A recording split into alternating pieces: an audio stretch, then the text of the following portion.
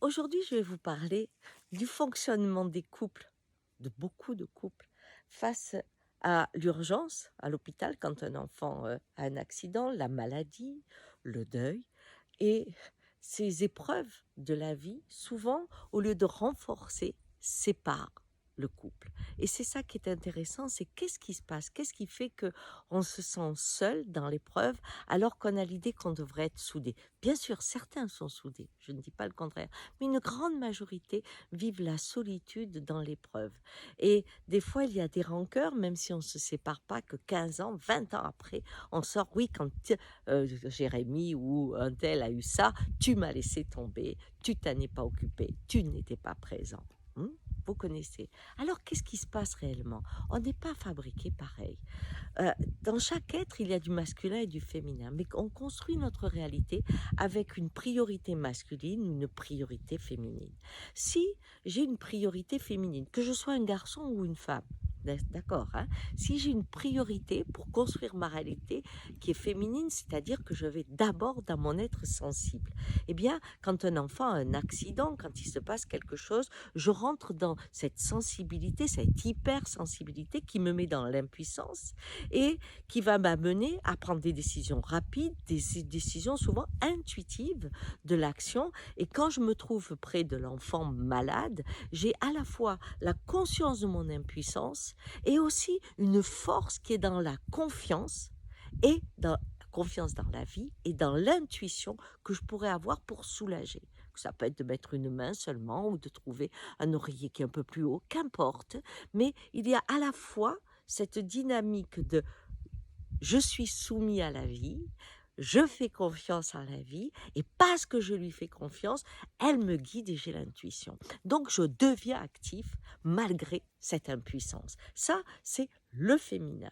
Quand on est dans le masculin, on se retrouve face à ce qu'on ne peut pas imaginer. L'enfant est en détresse et on ne peut rien faire. On n'est pas médecin, on n'a pas d'action, on ne sait pas faire. Donc, face à l'impuissance, c'est-à-dire j'ai pas de réponse, je suis défaillant et j'ai le sentiment que je vais être anéanti. Donc, je vais là où je suis fort et je vais aller à fond dans mon travail, ou je vais m'évader dans des détails, tu es sûr qu'on a l'assurance ou pas, ou je vais être absent. C'est-à-dire être présent, mais mon cerveau voyage dans des pensées qui ont ni queue ni tête. Je vais me réfugier dans l'esprit pour ne pas sentir que je pourrais mourir. Faut pas oublier ça.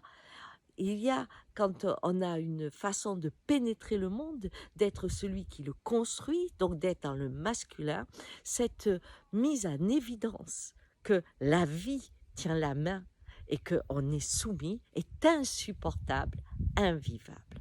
Donc, effectivement, l'un et l'autre se retrouvent seuls. Bien sûr qu'avec le temps, très souvent, celui qui est dans le féminin, par exemple, eh bien, va structurer et va organiser la suite des événements, donc il va utiliser son masculin. Et celui qui fuit, eh bien, à petit, quand l'épreuve commence à être moins forte, il va oser aller dans sa sensibilité et l'apprivoiser.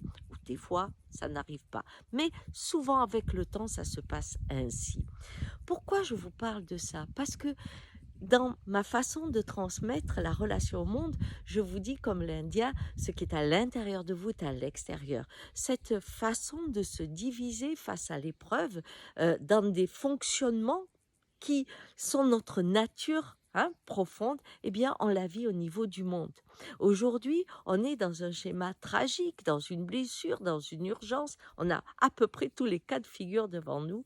Il y a ceux qui se réfugient dans la pensée, qui vont créer des technologies, qui vont rentrer dans des combats ou des choses comme ça pour éviter de sentir la détresse et l'impuissance dans laquelle on se trouve quand on voit ces températures qui montent, quand j'entends Pierre au bord du gouffre parce qu'il n'y a plus d'eau et qu'il ne peut plus continuer son maraîchage, cette détresse que beaucoup d'entre nous ressentent, là je m'enfuis dans les pensées, dans les constructions, dans les batailles, pour ne pas être présent parce que je me sens défaillant et je ne peux pas l'exprimer. Je ne peux pas vivre ça, ça me détruit.